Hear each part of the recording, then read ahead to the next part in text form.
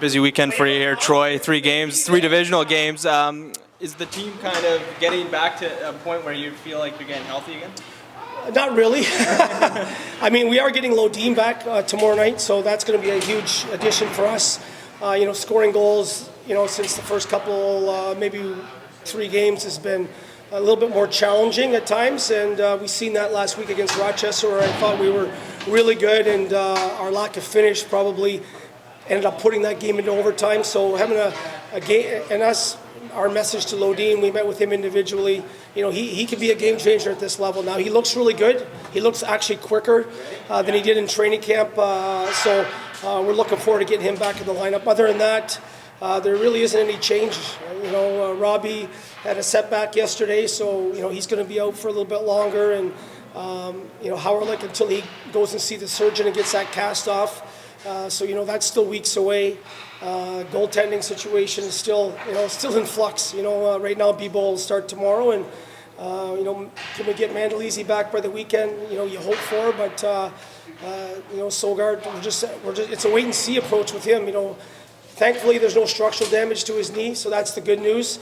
But that slash hit the nerve in the back, so the back of his knee. So until that function comes back with that nerve ending, he's going to be out. So we'll see. It could be day to day, it could be weeks, but certainly, hopefully, it's just more of a day to day thing. The Cleveland Monsters are playing some good hockey coming in here. What have you seen from them on tape? Well, I think typical Columbus, Cleveland organization that plays in your face, and always a bigger team. They're off to a great start offensively. They're scoring a lot of goals. Looks like from a defending perspective, they're near the bottom in the league. Now it's early in those categories, but for us, I certainly like to evaluate once you play them. So we'll touch on a couple items tomorrow with the guys, but we really want to just build on last weekend, specifically Saturday, where I thought it was arguably our best game since the first 3 games of the year when we had our full roster. So we need to build on that. How much confidence does that give you, that Rochester game, where you're able to come back and score 3 in the shootout? Well, shootouts, we certainly got the skill set. We sent 3 guys the other day, and there were still a couple guys on the bench that you felt really good about if it had to go to round 4 and 5. And that doesn't even include Lodin, who was injured, and Yorventi, who were pretty slick themselves. So you never wanted to go to a shootout, because it really is a crapshoot. But thankfully, the other night we got 3, and they only got 2. Is Igor Sokolov a playmaker now? Igor thinks he's a playmaker now. We're certainly encouraging him to shoot the puck. I liked his game last weekend. We put him and Ridley, Gregg, and Cruikshank together, and I thought they were our best line both nights. But Igor needs to shoot the puck more. He definitely does not have as many touches on net as he probably did last year. He's still got his points, and made a great play the other night to Rubens to eventually get us to overtime. So, but he is a goal scorer, and he just needs to utilize that shot a little bit more. Is that a mentality thing? Absolutely, it is. And sometimes when you're not on your A game and things aren't going as well as you would like in terms of where your strengths are as a player, you get gun shy in some areas that are really your strengths, and you kind of forget about that. So I just reminded him again today on the power play, like he passed one off there. Now I hope in a game he would tee that up, and the only reason he didn't is because he didn't want to maybe hit the goalie in the helmet or the mask. But for me, he needs to. We think he can score 20 goals in this league, and he needs to get some more pucks towards that cage. Pierre Dorion told us the other day with Josh Norris being out long term, he said, I'm going to paraphrase, he said, I wish Ridley Gregg had 1 year under his belt of pro hockey, and I feel more comfortable bringing him up. Is that a fair assessment of the situation? Because a lot of people would say, well, just call up Ridley. Yeah, I absolutely think so. Ridley is not ready for the NHL. Every kid thinks they're ready, but there's a ways to go. Has he been good and getting better game to game? Absolutely.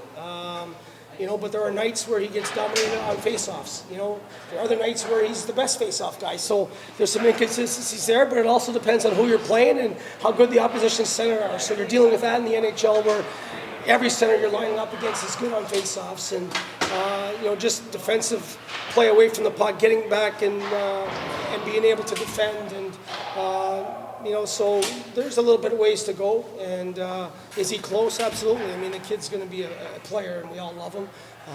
But Josh Norris spent a season here for a reason. And, I think the organization is doing right by the kid right now. I was just going to ask you about Norris being a comparable. What was the moment when you look back and you realized Josh Norris is too good for this league? I would probably say it was probably in January, and we were on, I would go back to that long road trip, where we went in 7 different cities, and we played the majority of that road trip with 11 and 7. And we specifically rotated 3 centers, him being one of them, Logan Brown being another guy. And we rode those 2 guys hard. And there was, I at that point, because of injuries, he had taken over and just was power play, PK. He was doing it all for us. And you were like, okay, he's going to get his chance at some point, which he did. And it would, you knew it would only be his only season in the league. You said something about your goalie situation being very much in flux. How much could one of your goalies help himself by just grabbing the ball and running with it and giving you some consistent hockey? Yeah, it'd be nice. It's amazing that every goaltender in our organization this year has been out for some, whether it's Forsberg minimal time with his groin or Flodell down in Allen with his shoulder. So it's like you go through 1 through 6. There's been something with each goalie, so it makes it hard. At this level here, it's very difficult. You don't know on a night-to-night basis who's going to be running. Now, we were hoping, and we had met with Sogard to kind of take the ball here and let's get you going, practically every night. But certainly that hasn't happened either because, in Syracuse, he was out before the period was over. So it is frustrating to some degree, but we just like to get some healthy goalies and then see where it takes us. I'm saying specifically with Kevin Mandolese, he went 1 full year almost without hockey because it was no ECHL, and last year up and down all the time. If he could get healthy and start winning games for you or making big stops, could he maybe help himself and bring himself back? Absolutely. I mean, Mandolese is a very talented goalie. It's just unfortunate between the pandemic and not staying healthy. He has not been able to get any type of rhythm, and especially when Sogard has had his injury issues as well, where if he was healthy, we know more right now whether he could take the ball and run, because there are games where he has stole some games, and one of his best starts was in Laval a few weeks ago, where if it wasn't for Mandolese, we don't leave there with 2 points, but that's he hasn't had I think he's been in that one other time since then, so. It makes it very difficult to get any rhythm and find out truly what you have there in a player when they can't stay healthy.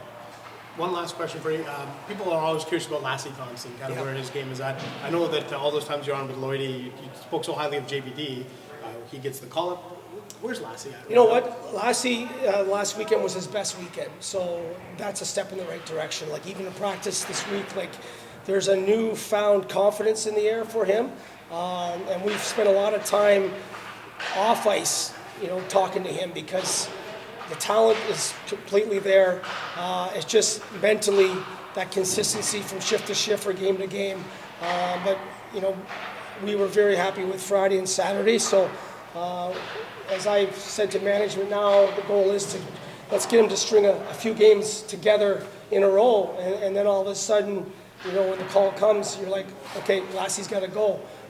But there's a fine line as a coach. You want your prospects to go up there and you want them to have success, but you want to be 100% foolproof in your answers. And when they call on JBD, hey, JBD's got to, it's time for him to get a good look. Thompson now coming off 2 games. Let's see how he plays this week, and maybe if he comes and puts 5 or 6 games together, and they're still looking for defense because of injuries, then maybe he's the next call.